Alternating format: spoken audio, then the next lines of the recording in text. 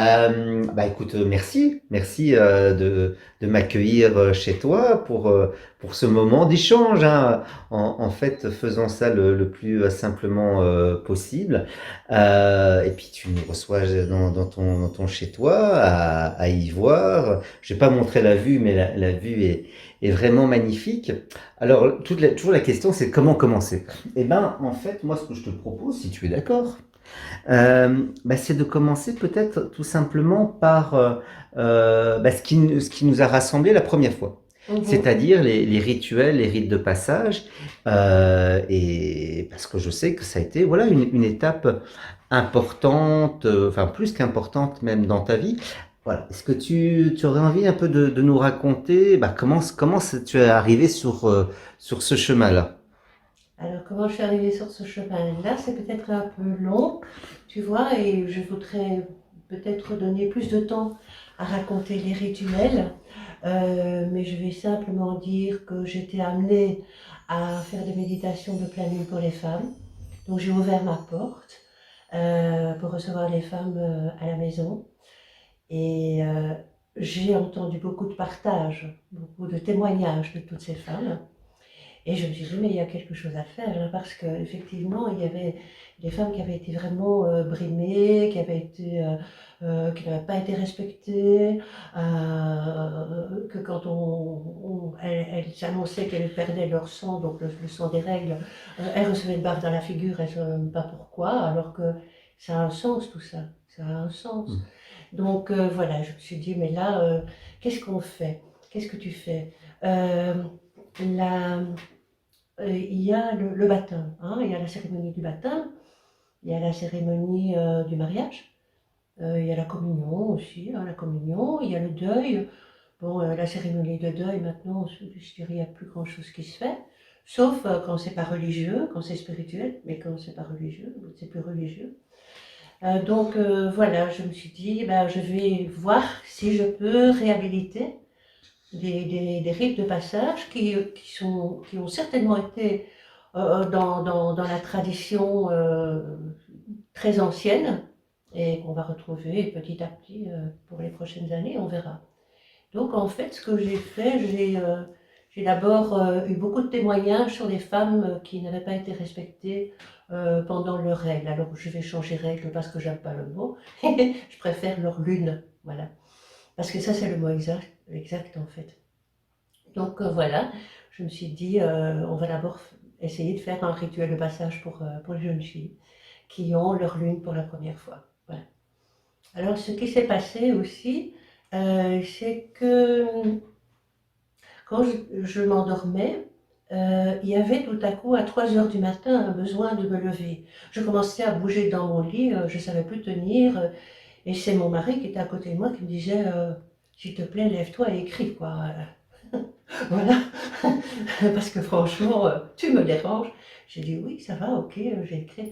Et alors je me mettais à mon bureau, je prenais une grande feuille, je commençais à écrire le rituel, et puis je regardais, il n'y avait pas une rature. Alors je relisais, je voulais ajouter un mot, pas possible.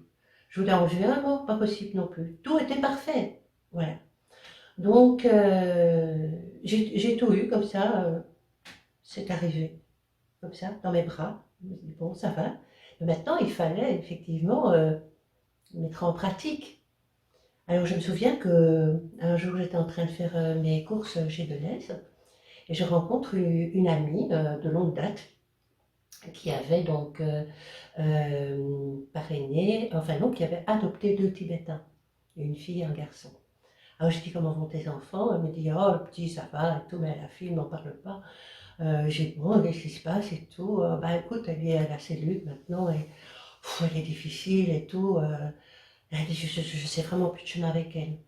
Et je m'entends dire chez Deleuze, alors que j'ai pas encore mis les choses en place, je m'entends dire ah mais je fais des rituels de passage pour les jeunes filles. Après, je me dis, qu'est-ce que j'ai été dire?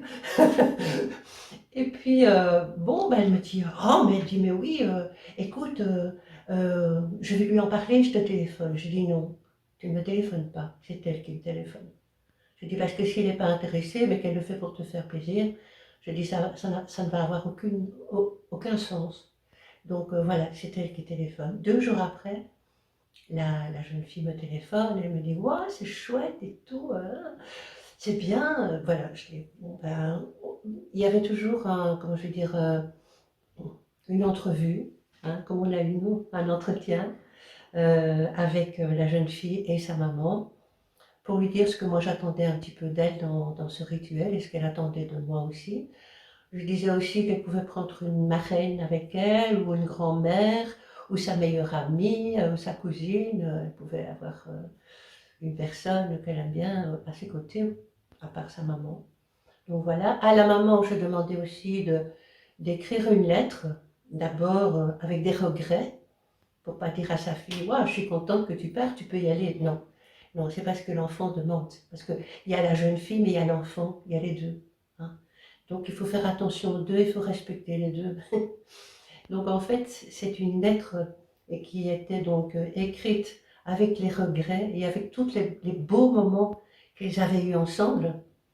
Et puis la deuxième partie de la lettre, ben, c'était, voilà, je suis contente que tu es une jeune fille, je serai toujours là pour toi, différemment, mais voilà. Et bon, ben, tout ça. J'avais 4 gardiennes aussi, parce que j'aime bien travailler en synergie avec j'aime bien travailler en synergie avec les autres femmes.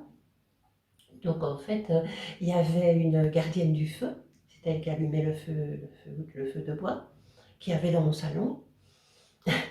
Et puis, oui, c'était très artisanal. Tu vois. Il n'y avait rien de calculé, en Mhm. fait. Et moi, j'ai jamais calculé non plus dans ma vie. Donc, voilà, c'était comme ça. Puis, il y avait une gardienne de la terre, il y avait une gardienne de l'air et il y avait une gardienne de l'eau. Et chaque gardienne avait quelque chose à partager, donc avec la jeune fille. Donc, un texte à lui dire, voilà, c'était au choix. Il y avait aussi la gardienne du temps, qui était moi. Et moi, j'avais une pomme rouge. Voilà. Donc, après tout le rituel, je disais, voilà, maintenant, je dis, tu peux embrasser ta féminité, mais est-ce que tu es prête à croquer dans la pomme? Et ça, c'était oui. J'intègre la féminité que je dois intégrer. Voilà. Et alors, elle croquait dans la pomme, tout le monde applaudissait, on chantait et tout. Parce que c'était joyeux en même temps. Tu vois, c'était joyeux, c'était pas. Ouais, non, c'était très joyeux et on allait loin avec ça. On était vraiment, et ça, ce sont les femmes. J'ai vu ça avec les femmes tibétaines parce que j'étais dans un monastère pour femmes tibétaines et elles faisaient un rituel de 3 jours et elles restaient dans le temple pendant 3 jours. Elles mangeaient dans le temple, elles faisaient tout dans le temple, mais en même temps, elles étaient dans ce sacré. Elles crachaient par terre, elle sortait pour aller faire pipi, mais il n'y avait pas d'eau ici, c'était vraiment dans la montagne. Voilà, et il y avait quelque chose de très organique, de très animal même, et de très femme sauvage, de très féminin, tu vois, mais la femme sauvage. Mais en même temps, la sauvage qui est en communication avec le haut et le bas, je dirais la terre et le ciel. C'était merveilleux. Et je pense que sans le vouloir, mais j'ai voulu donner, je dirais, cet espace où voilà, on se trompe, bah, c'est bien, on n'est pas de bonne humeur aujourd'hui, on le dit, voilà. Il y avait effectivement d'autres rituels, mais celui-là, c'était ça. Et puis, il fallait pas faire peur à la jeune fille non plus. Parce que bon, très très vite, hein, qu'est-ce que c'est toi? Alors on lui disait, voilà, maintenant, tu vas aller à la rencontre de ton animal lune. Ah, mon animal lune, oui, oui. Alors l'animal lune, effectivement, on dit toujours qu'un ange s'est penché sur le berceau d'un enfant, hein, et chaque enfant, chaque bébé a un ange, et on dit aussi qu'il fait l'ange fait la bête. Hein. Donc en fait, la bête, c'était l'animal lune, voilà. Et c'est vrai que j'ai eu plusieurs personnes qui sont venues en accompagnement individuel dans mon bureau, euh, quand je les recevais, et qui me disaient c'est fou parce que euh, je connais cet animal, je l'ai déjà vu quelque part. Il y avait un lien tout de suite. Un lien comme si il avait déjà été là à la naissance et que tout à coup il réapparaissait. C'était très particulier. Moi, j'ai toujours été spectatrice de tout. Et tout ce que j'ai reçu, c'est les femmes qui me les ont donnés, finalement. Parce que je n'ai rien fait sans les femmes. C'est parce elles sont venues témoigner chez moi que je me suis dit, il y a quelque chose à faire. Quand j'ai commencé à faire les méditations de pleine lune, c'était pareil. Ce sont deux femmes qui m'ont dit, on va faire ceci, on va faire cela, on va faire ça, et ça, et ça.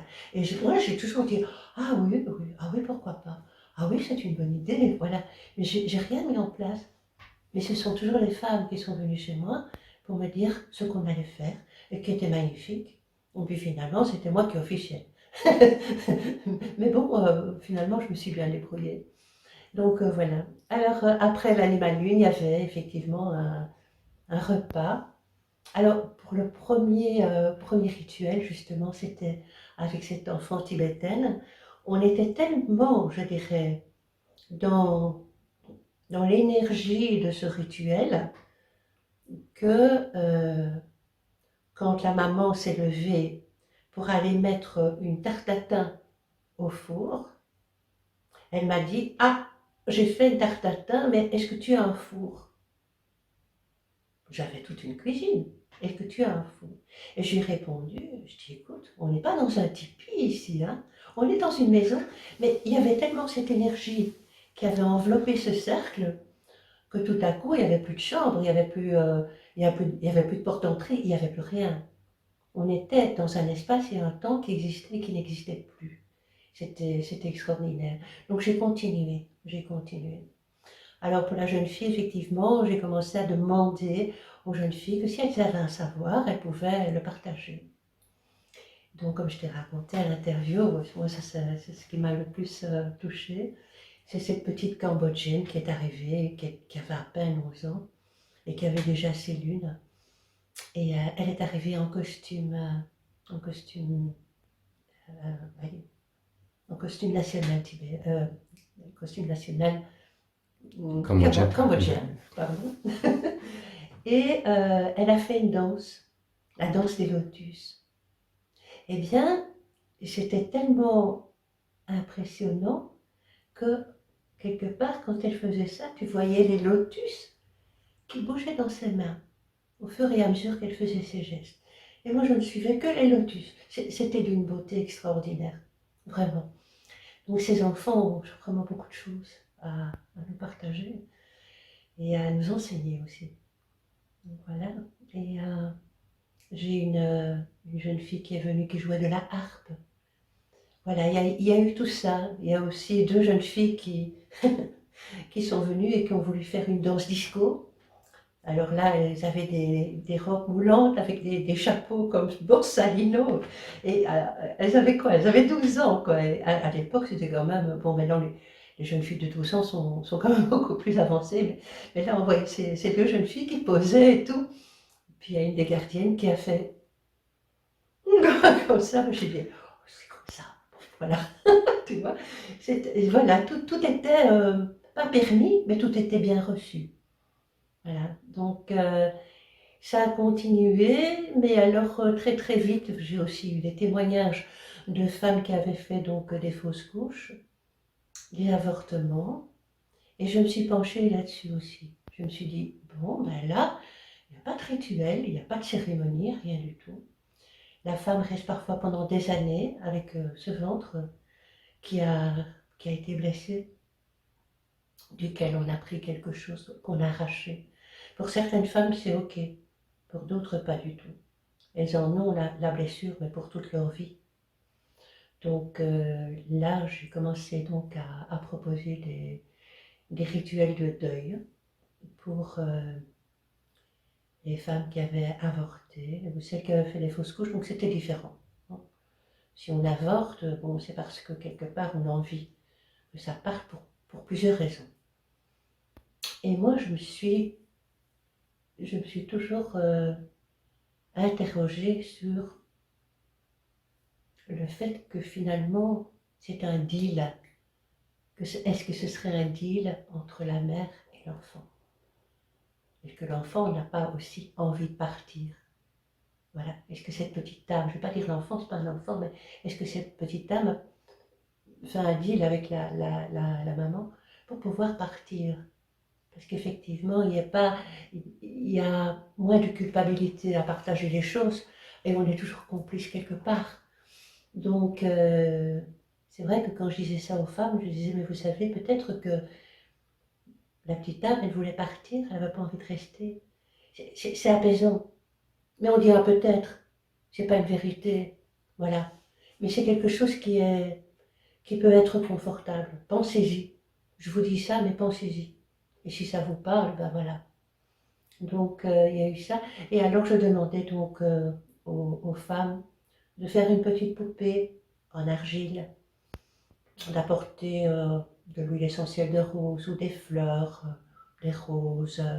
Voilà, il y avait tout un cérémonial qu'on faisait autour de cette petite dame à qui il fallait donner un nom aussi. Parce qu'en fait, elle s'était incarnée. Elle avait pris matière. Voilà, puis on l'arrachait de cette matière. Sans sépulture. Il n'y avait pas le feu, il n'y avait pas la terre, il n'y avait pas l'eau, il n'y avait pas l'air, il n'y avait rien. Il n'y avait rien, il y avait simplement une poubelle à côté, c'est tout. Donc voilà, moi ça c'est quelque chose. Et encore, je suis ennemie quand je le dis, mais c'est quelque chose qui m'a vraiment interpellée, mais vraiment. Donc, ces rituels de deuil ont été aussi, il y avait quelque chose de merveilleux.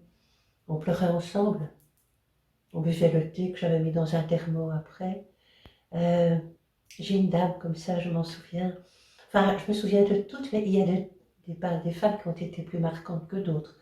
Donc, elle me dit, moi, j'ai pas envie de l'enterrer. Mhm. Et de quoi tu as envie? De le poser sur la terre? Alors, elle me dit, non, non, non. Elle dit, moi, je vois de les mettre dans l'eau. Elle avait 3 bébés. Elle avait avorté 3 fois. Et elle avait ces 3 petites âmes. Et elle me dit, dans l'eau. Moi, je lui dis, quel rapport tu as avec l'eau? Tu avais des parents des grands-parents qui étaient marins ou quoi? Elle dit, non, pas du tout. Elle dit, mais moi, j'aime bien l'élément eau et j'aimerais bien les mettre dans l'élément eau. Je suis d'accord. Donc, j'avais 2 lieux de prédilection. J'avais la forêt qui soigne, comme je l'appelais, et puis il y avait aussi le parc du château de la Hulpe, où on allait en semaine quand c'était pas les congés scolaires. Comme ça, il n'y avait pratiquement pas de monde. Et il y a un endroit là où il y a un escalier qui descend vers l'eau. Voilà. Et elle m'a dit, c'est là que je vais les mettre. Donc, on a fait le petit cérémonial et tout. Elle a plongé ses petites âmes, enfin ses petites poupées dans l'eau qui sont descendues tout de suite. Voilà. Et puis, bon, ben, on s'assied sur les marches d'escalier et on commence à boire le thé. Mais moi, je vois jamais rien. Moi, je vois pas ce qui se passe. C'est toujours les gens qui me le disent. Donc voilà, je ne vois pas ce qui se passe. Moi, je suis bien là. Et puis à un moment donné, elle me dit, regarde. J'ai dit quoi? Alors elle me dit, regarde les 3 signes. J'ai dit, oui, les 3 signes, je ne comprends toujours pas. Et puis elle me dit, mais regarde, ils viennent vers nous. Je dis, ah oui, ah oui, ah oui, ils viennent vers nous. Ah, mais je dis, c'est peut-être parce qu'on a un petit biscuit ou quoi. Elle me dit, mais enfin, elle me dit, elle commence à se fâcher sur moi, mais tu vois pas? Je dis, quoi? Qu'est-ce qu'il y a à voir? Elle me dit, mais je viens de mettre à l'eau mes trois petites argiles, poupées d'argile, et tu as les 3 signes qui viennent. Elle me dit, tu paries qu'ils n'ont pas envie de manger. J'ai dit, allez, ça va, on parie. D'accord. Et puis ils sont arrivés à 2 mètres du bord. Ils sont jamais venus près de nous. Ils se sont retournés tous les 3 en même temps et ils sont partis. Moi je dis, ok, voilà. Et ça a tout le temps été comme ça. On a eu des nuages gris-bleu, foncés. On a eu de la pluie, de la drage. À partir du moment où on met la petite poupée d'argile dans la terre, il y a un nuage qui s'ouvre et un arc-en-ciel. Et il y a la personne qui est à côté de moi qui me dit, il est en train de monter mon petit Bouddha. Elle dit, tu vois, il prend les marches de chaque couleur. Ah, je dis oui. Tu vois, mon petit Bouddha, il va bien. Parce qu'elle appelait déjà son petit Bouddha. Elle, c'était pas un avortement, c'était une fausse couche. Hop, et il est parti, mon petit Bouddha, et il a monté. les marches de l'arc-en-ciel. Qu'est-ce que j'ai appris avec les femmes? Tu ne peux pas imaginer. Pendant 7 ans, j'ai eu un monde de femmes plus belles, plus en communication avec les éléments à partir de 1999. Toutes les femmes que j'ai eues avaient ce potentiel, ce haut potentiel féminin, tu vois. C'était magnifique, vraiment. Puis il y a eu le rituel de la ménopause aussi. Le rituel de la ménopause, on s'en est pas fait beaucoup, je dois dire. Mais j'attendais déjà que moi, je sois ménopausée pour pouvoir le faire. Et là, je demandais à la personne de faire des petites boulettes, tu sais, en argile, qui représentaient les ovules. Voilà, c'est l'ovulation. Et je demandais aussi à la femme où avait-elle envie de poser ces petits ovules, soit dans l'eau, soit sur la terre, voilà, ou dans la terre, voilà, pour féconder la terre. Elle est plus fécondable, mais elle féconde la terre. Donc ça, c'était bien. Et aussi, je rassurais la femme, et ça, je l'ai fait pendant les méditations de pleine lune pour les femmes. Je la rassurais dans le fait que si elles sont ménopausées et qu'elles n'ont plus ce lien de sang tous les mois, elles ont un lien de sang royal.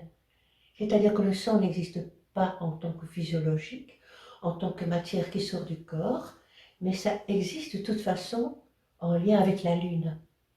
Parce qu'on est en lien avec la lune permanent, nous les femmes. Enfin, les femmes que, voilà, ménopausées aussi. On a toujours ce lien. Mais j'appelle ça le sang royal. Je l'ai appelé comme ça. Je l'ai appelé le sang royal. Parce qu'effectivement, il y a quelque chose de royal dans la femme qui est ménopausée. Voilà. Et aussi, lui demander quels étaient ses projets. Et là, elle devait faire une lettre en me disant, voilà, tous mes projets. Parce qu'une femme n'est pas éteinte, elle n'est pas finie. Elle n'a pas terminé sa vie quand elle a 65 ans. Au moins, oui, beaucoup moins, qu'est-ce que je raconte, 55 ans, parfois moins. Là, je viens d'apprendre justement par une dame qui est venue chez moi ce matin, qu'elle a été ménopausée à 43 ans. Voilà. Alors, sa vie est finie à 43 ans? Mais non, ça c'est la société qui veut ça. C'est la société patriarcale qui veut ça aussi. C'est aussi une façon de dire la femme est moins performante que l'homme. Voilà, il y a tout ça, il y a tous ces schémas, il y a tous ces archétypes, je dirais masculins. Il y en a qui sont très très bien et qui font avancer les choses, et puis il y en a qui cassent. Voilà.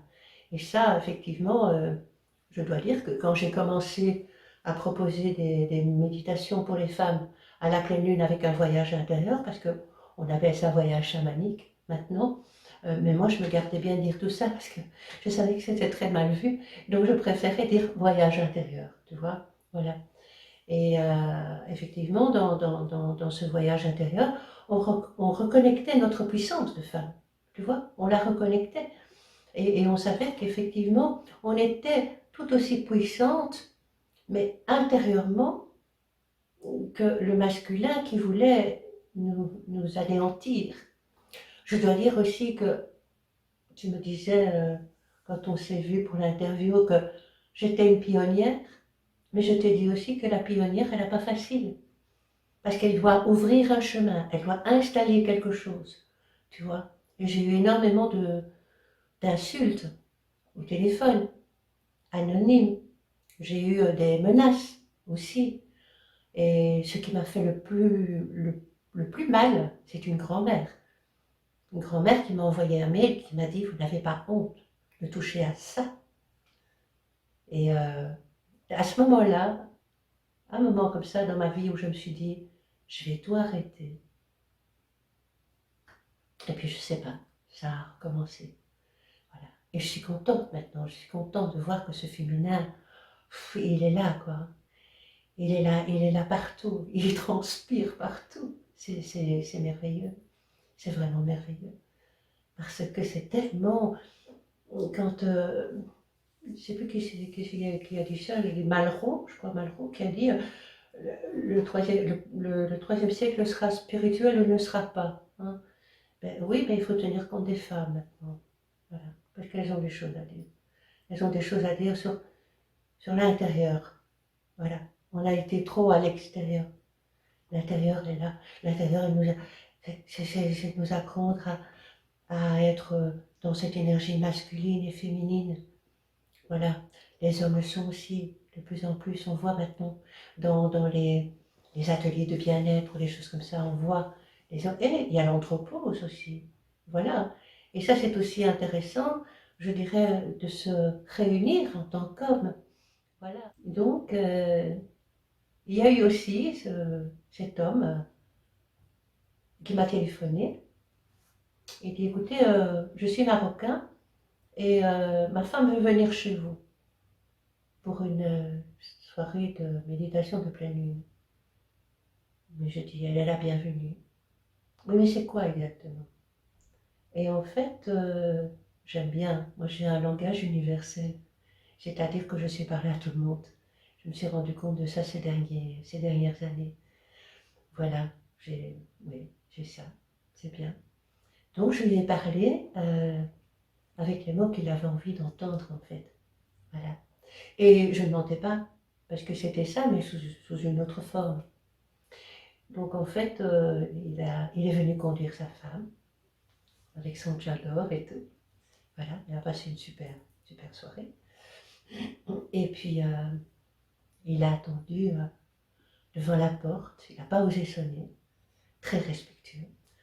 Et là, voilà, et il dit, ça s'est bien passé. Je dis, ça s'est très très bien passé. Je dis, elle vous racontera. Voilà. Et alors, elle est revenue 2, 3 fois. Voilà. Et puis, elle n'est plus venue du tout, parce que, bon, il y a des matriarcages, il y a des matriarcales là-dedans aussi, hein. Ce n'est pas que les hommes qui briment les femmes, c'est les grands-mères parfois qui le font, parce qu'elles n'ont pas eu ce que la fille ou la petite fille peut recevoir aujourd'hui. Il y a tout ça, donc, mais il y a eu vraiment des rencontres extraordinaires. Alors le rituel aussi, tous les mois, c'est à la pleine lune même, hein. C'est au moment où la gardienne du feu s'installait sans savoir qu'elle allait être la gardienne du feu. Et parfois, j'étais avec une amie, je dis, tu vas voir. Je dis, les femmes vont arriver et elles vont choisir leur place. Tu ne peux pas imaginer comme c'est important et comme c'est révélateur. Alors, gardienne du feu, oh, moi je vais me mettre là. Tiens, moi je vais me mettre là, moi je vais me mettre là, moi je vais me mettre là. Et j'avais les 4 gardiennes. Alors je dis, toi tu fais le feu, voilà. Toi tu plantes une graine dans la terre. Ça c'était la gardienne de la terre. Il y avait un bol avec la terre et elle plantait une graine. Voilà. La gardienne du feu allumait le feu. La gardienne de l'air allumait un bâton d'encens. Et la gardienne de l'eau avait une petite cruche et une coupelle. Et elle mettait cette eau dans la coupelle. Elle la mettait sur la table. Tous les éléments étaient là. Et après donc la cérémonie de pleine lune, chacun buvait l'eau. Tu vois, chacun buvait l'eau. Chacun prenait un bâton d'encens. Chacun allait vers l'élément qui lui parlait en fait. Il n'y avait rien qui était codifié. Chacun allait vers son élément. Voilà. Et c'était intéressant aussi parce que la gardienne de l'air, par exemple, on avait toujours une femme qui parlait beaucoup. Tu vois. Mais alors, le moulin à parole. Et c'était bien souvent une femme, je ne vais pas te citer son prénom, mais si elle voit un jour là, elle va se reconnaître tout de suite. Mais elle faisait des voyages, donc des voyages intérieurs à travers les 4 éléments avec mon tambour et d'autres instruments aussi, j'en parlerai après. Et alors elle faisait des voyages extraordinaires. Et alors elle racontait, mais elle avait cette voix de conteuse pour pouvoir raconter les choses. Et on était parfois 12 personnes, 12 femmes à l'écouter. Et parfois triste que c'était déjà fini, tu vois. Parce que c'était magnifique, quoi. C'était vraiment... Ah oui, oui, ah oui. Bien, donc voilà. Et Oui, donc à ces méditations de pleine lune, cette cérémonie, j'avais plusieurs instruments. J'avais le tambour pour la terre, j'avais soit le bâton de pluie ou l'ocean drum pour l'eau, j'avais les timbales tibétaines ou les hochets de chèvre, de, de, de pattes de chèvre, enfin du dur là, le dur de la chèvre.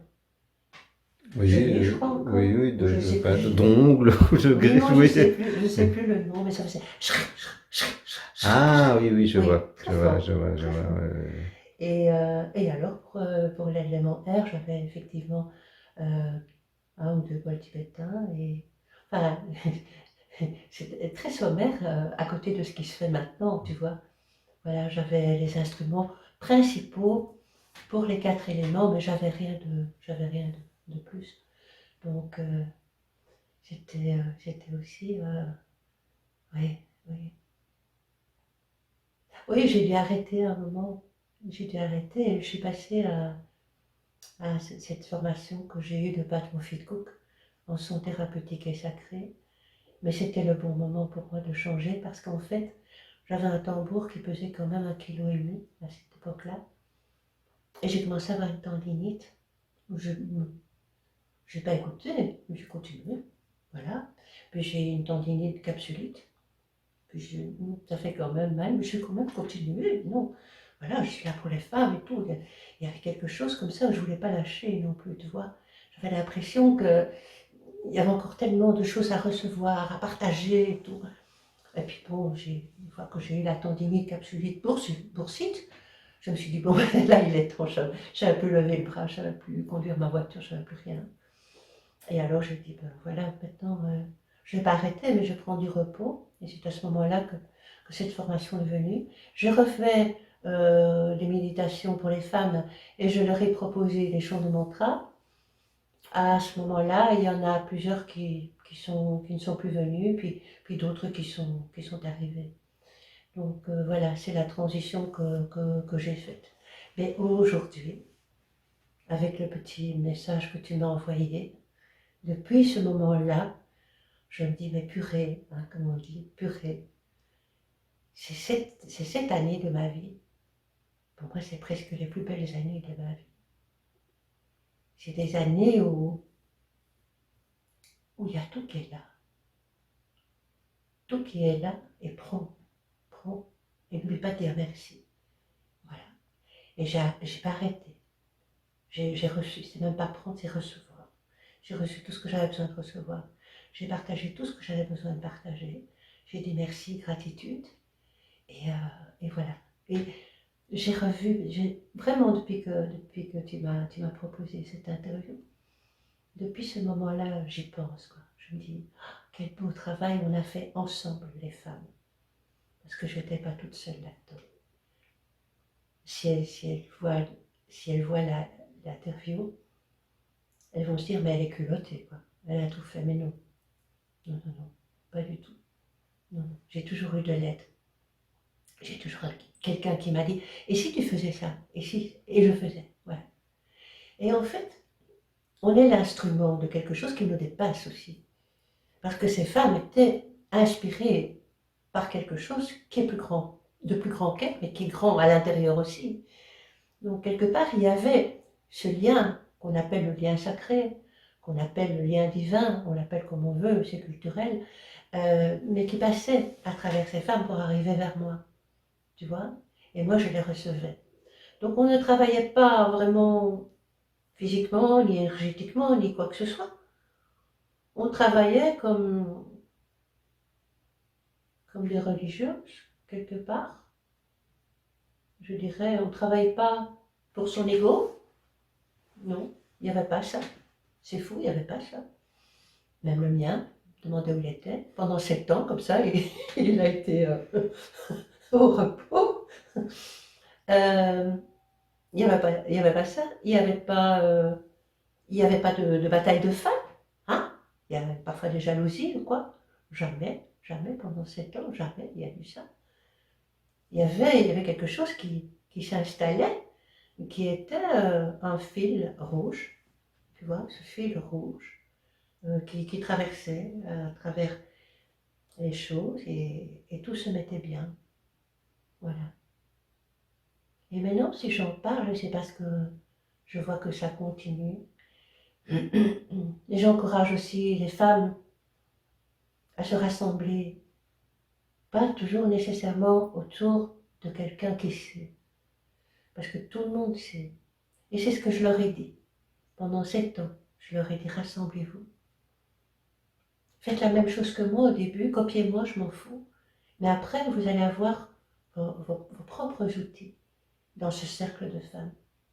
Voilà. Donc il y en a effectivement qui ont commencé à faire des cercles, et ça fonctionnait bien. Et puis je leur disais d'ailleurs, bah, écoutez, le jour où vous faites votre cercle, m'invitez, je serai la marraine. Voilà. Donc il y avait une continuité dans la chose. Il n'y en a pas eu beaucoup.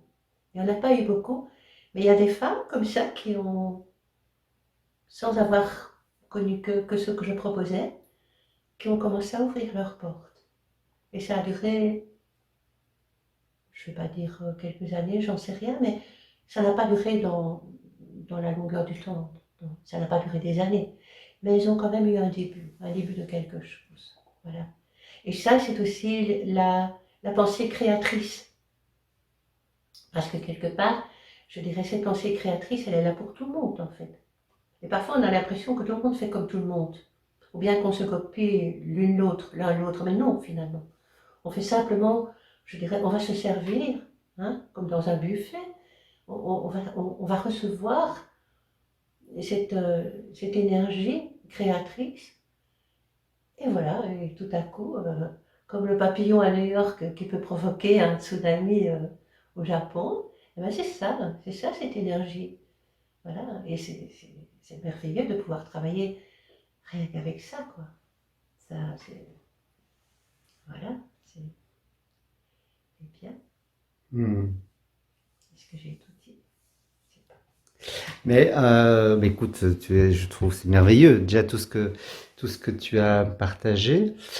Si tu es d'accord, je vais quand même te demander de revenir un tout petit peu avant, un tout petit peu avant dans les premiers messages, dans les premiers signes que tu as reçus, notamment de personnes pour t'encourager à ça. Pourquoi je te pose la question? Parce que je pense que c'est un vécu pour pas mal de personnes de d'être poussées par des enseignants, des sages ou par des voix invisibles et la résistance. On a échangé aussi sur qu'est-ce qui se passe quand on résiste. Est-ce que tu aurais envie de dire des choses là-dessus? Oui, oui, d'accord, oui, je suis d'accord. Alors, bon, j'étais faire un voyage aux États-Unis avec une femme que j'aime vraiment beaucoup, qui vit en Belgique et qui s'appelle Anne de Lys. Voilà. Et elle a emmené un petit groupe, on était, quoi, on était 4. Voilà. Elle a emmené son petit groupe aller donc, pour aller rencontrer Grandfather Hollis, qui était un vieux chef indien qui n'avait qu'une dent et qui buvait beaucoup de café. Voilà. Et on a reçu des initiations, on a reçu l'initiation de la Sweet Lodge, on a fait notre pipe sacrée et tout, et on a fait notre tambour aussi. Voilà. La particularité de Grandfather Hollis, c'est qu'il savait scanner les gens. Et il avait très très rapidement une carte de la personne, avec non seulement ce qu'elle est, mais ce qu'elle pouvait entrevoir. Voilà. Et pour chacun, il avait quelque chose à partager. Et moi, j'étais là et on ne m'appelait pas, parce que c'était individuel. Et bon, et le temps passait et on ne m'appelait toujours pas. Alors je me dis, c'est qu'il n'y a rien pour moi. Mince alors, flûte alors, c'est dommage, j'aurais quand même voulu avoir aussi un petit message. Et puis tout à coup, il y a Anne qui me dit, écoute, voilà, pour une fois de Roulis veut te voir.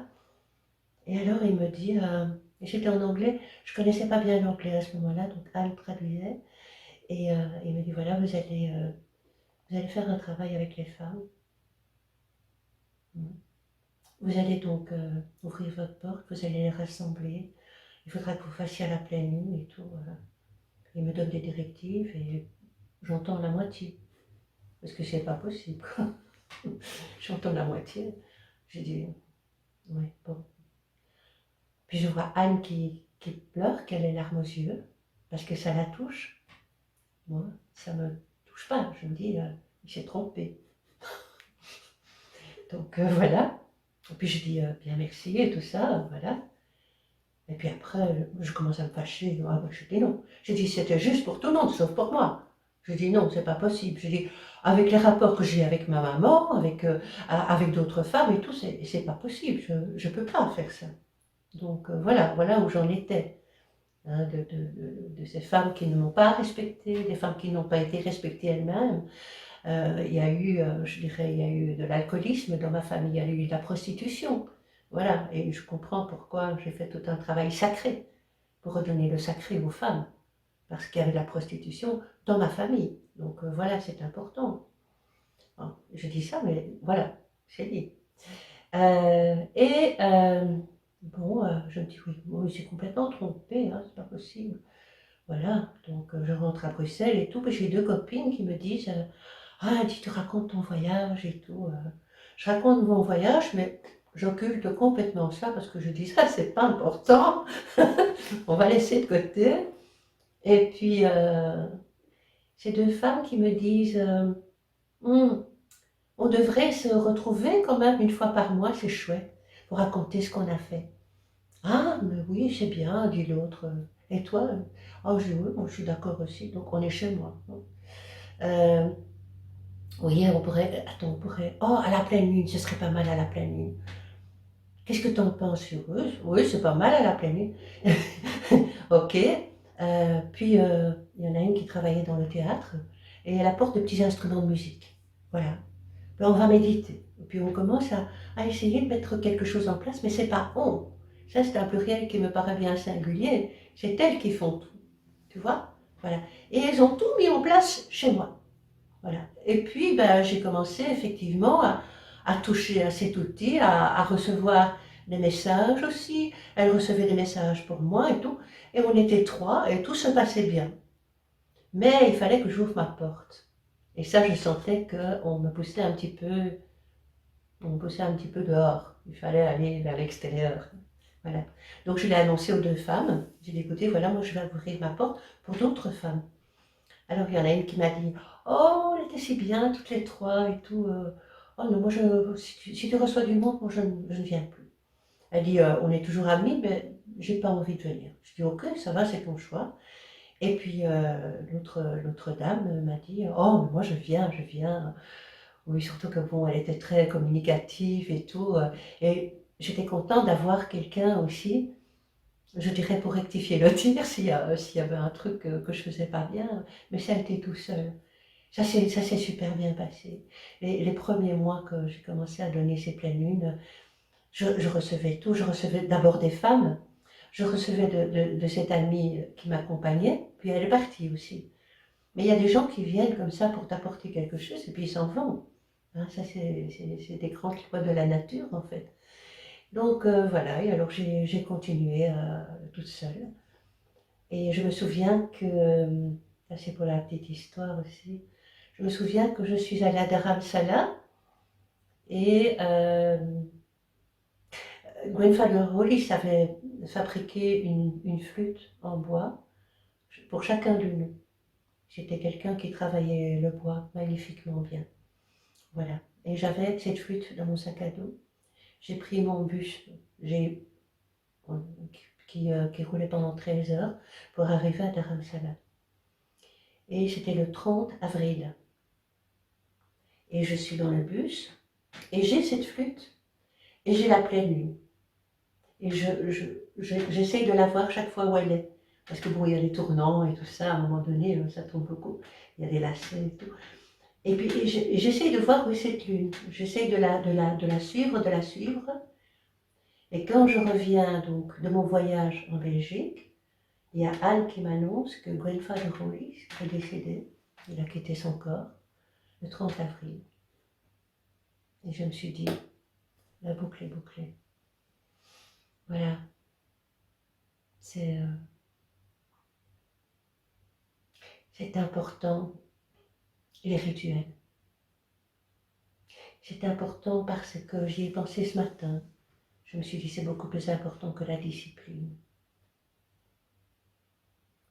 Le rituel va te permettre de poser des actes tous les jours, ou tous les mois, ou toutes les années. Et c'est ça qui fait qu'on avance. C'est avec le rituel qu'on avance.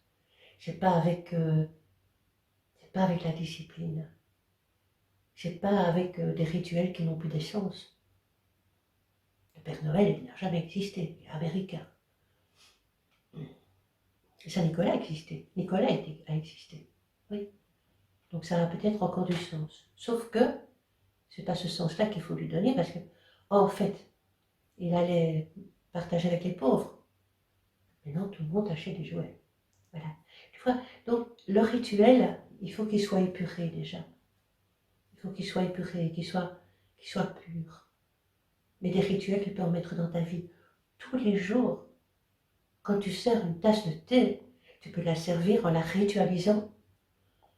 Il n'y a pas un moment chez moi, dans la semaine, je veux dire, pas tous les jours, mais dans la semaine, où je ne pose pas un acte qui te met dans une dimension où tout à coup, les choses n'ont plus de bruit.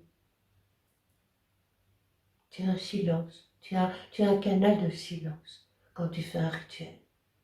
Et tu te reconnectes à quelque chose, tu l'appelles comme tu veux, mais tu te reconnectes à quelque chose de divin, tu vois. J'ai encore un souvenir quand j'étais au Sikkim, je crois que c'était au Sikkim, et c'était au moment où il y avait eu les attentats à Paris, en 1900, je ne sais plus, enfin, soit. Et j'ai prié dans un temple tibétain qui était tout en haut de la montagne. Je me suis assise sur le coussin et je me suis mis en prière, parce que je venais de l'apprendre par voie internationale. Voilà. Et tout à coup, j'ai entendu le thé se verser dans un bol.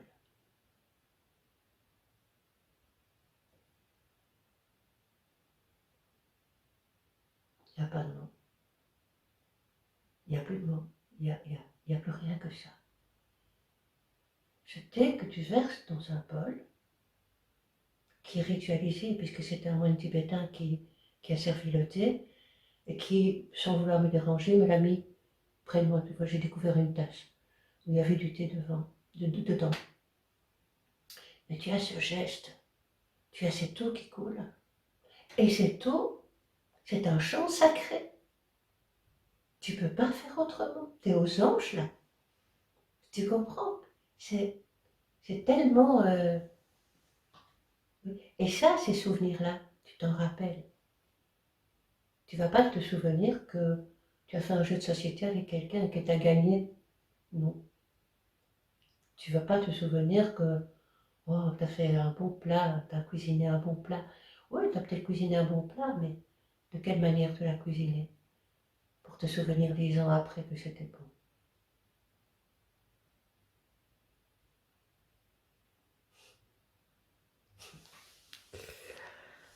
Je suis Euh, écartée là, non? c'est toujours bien, c'est toujours bien, c'est toujours riche. Oui, je trouve qu'il y a vraiment, tu nous partages des moments magiques que tu as vécus et du coup, la magie, on la vit avec toi, on la vit avec toi dans ce que tu nous transmets.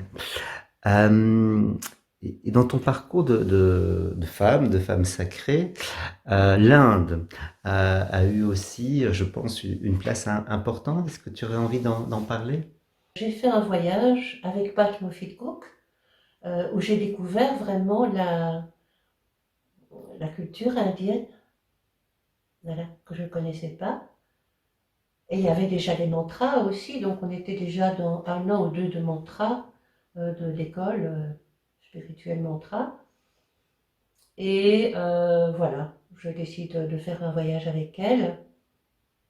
Et à ce moment-là, nous allons à Cancale, qui est à côté de Haridwar, et où se trouve le ashram de Ma Anandamayi. Voilà. Ma Anandamayi est une sainte bengali qui a quitté son corps en 1982. Et je tombe en amour avec elle.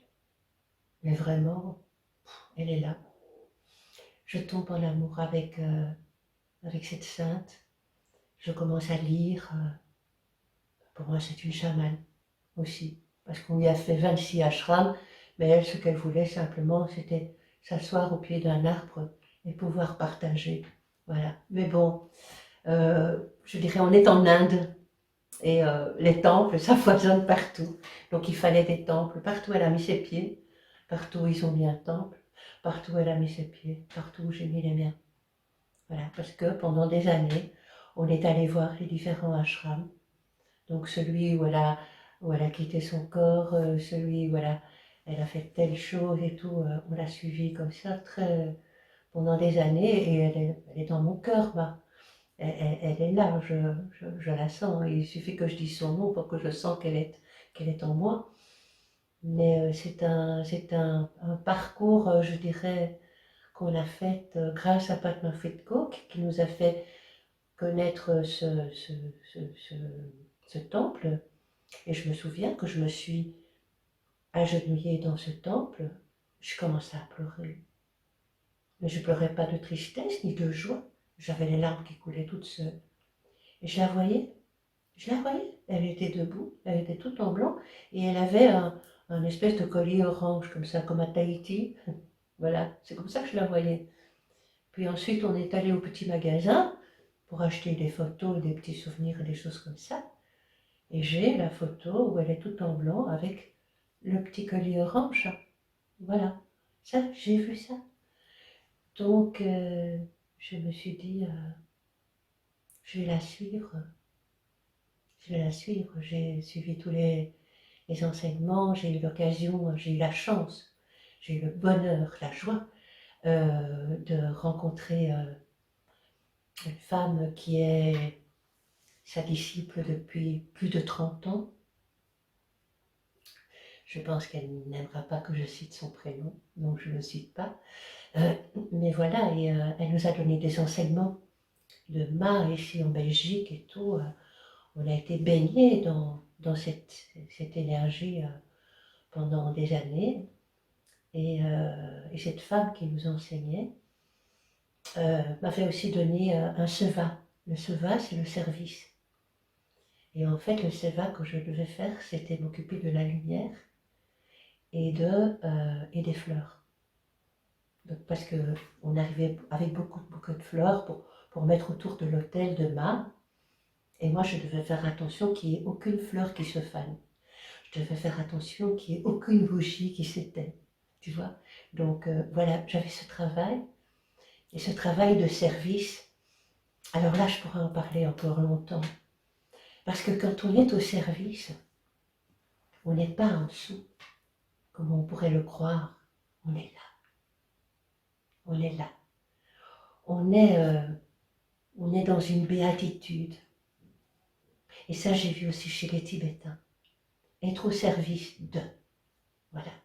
Être au service de. Faire, c'est un sacrifice. Tu vois, moi, je parle de sacrifice dans le sens sacrifice.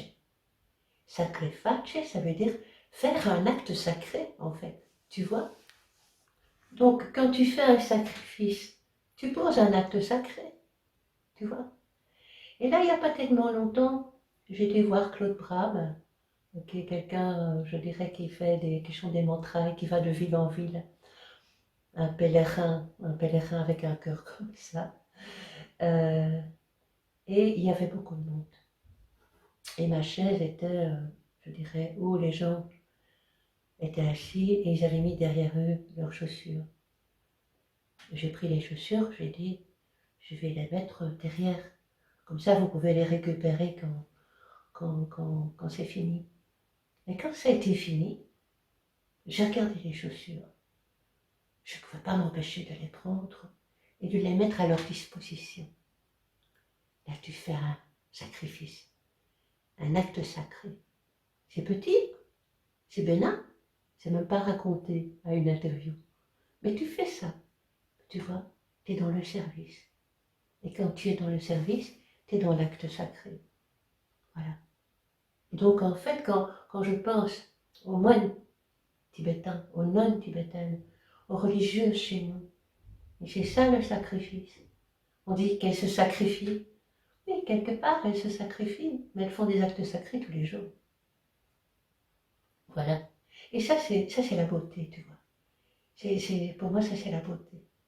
C'est quelque chose qui, je dirais, ouais, qui te porte, mais qui te donne aussi des notions d'humilité, tu vois. Ça, c'est autre chose en plus. L'humilité, c'est l'humus. C'est quelqu'un qui te dit, reviens un peu à la terre.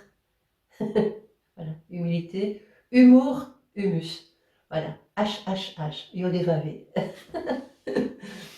Voilà. Hmm. Euh, je, je m'étale de nouveau, mais voilà. Mais écoute, voilà, je trouve pas que tu t'étales. Je pense que à mon sens, il y a vraiment un fil conducteur dans tout ce que tu dis, et c'est un mot que tu as utilisé d'ailleurs à plusieurs reprises, c'est la notion de sacré.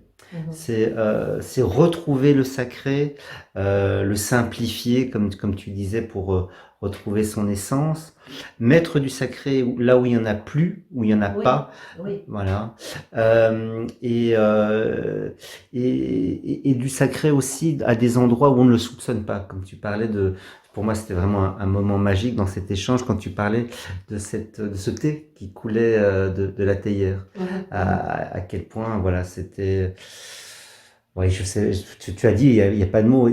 Oui, enfin, en tout cas, pour moi, c'était de cet ordre-là. Et ce geste, oui, qui pourrait paraître anodin, qui pourrait même ne pas être vu par d'autres. Oui, je trouve que oui, c'est très touchant pour le dire comme ça, de ce que tu peux nous rappeler et ce que tu peux nous enseigner. Tu parlais de mât au pied d'un arbre. Ben voilà, aujourd'hui, j'ai l'impression que tu nous permets d'être au pied de cet arbre de ta vie et C'est beau de. ça. Ah ouais, c'est très beau. Merci. Hmm, hmm, Gratitude, hmm. vraiment. J'ai envie de dire ici que c'est pas simple en fait la démarche que tu fais aujourd'hui de répondre à mes questions, que ça te demande voilà un effort, hein. C'est un défi Oui, c'est pour vrai. toi et je le dis C'est parce vrai. que en te voyant, en t'écoutant, on pourrait se dire ben voilà c'est facile pour elle et donc là je trouve que c'est important de le dire pour qu'on puisse se rendre compte que pourquoi tu l'as fait. C'est pas pour c'est pas pour la célébrité, Non, ça c'est sûr. je vais la trouver. Voilà.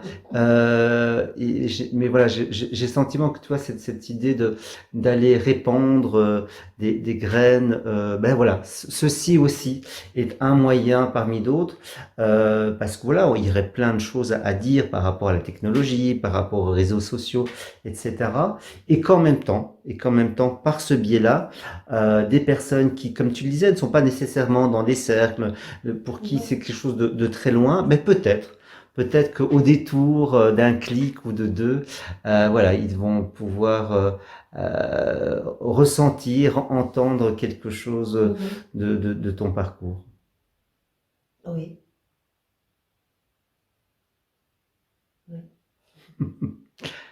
Merci beaucoup, Gwendoline. Mais merci à toi, Mm. Eric. Merci.